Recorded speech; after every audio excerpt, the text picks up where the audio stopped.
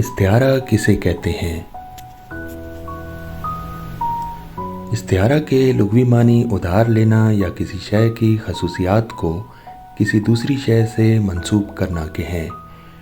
جب کوئی لفظ اپنے مجازی معنوں میں اس طرح استعمال ہو کہ اس کے حقیقی اور مجازی معنوں میں تشبیہ کا تعلق ہو مگر حرف تشبیہ استعمال نہ ہو تو اسے استعارہ کہتے ہیں۔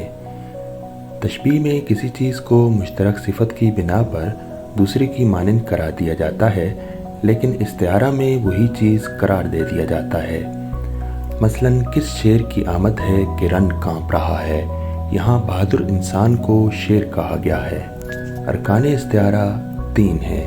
نمبر 1، مستعار لہو، جس کے لیے کوئی لفظ مستعار یا ادھار لیا جائے۔ اوپر والے مصرعے میں حضرت عباس رضی اللہ تعالیٰ عنہ مستعار لہو ہیں۔ نمبر 2، مستعار منہ، وہ لفظ جو مستعار لیا جائے مستعار منہ کہلاتا ہے۔ شیر مستعار منہ ہے۔ نمبر 3، وجہ جامع، مستعار لہو اور مستعار منہ میں پائی جانے والی مشترک صفت یا خوبی وجہ جامع کہلاتی ہے۔ اوپر کی مثال میں بہادری وجہ جامع ہے، تشبیہ میں یہی چیز وجہ شبہ کہلاتی ہے۔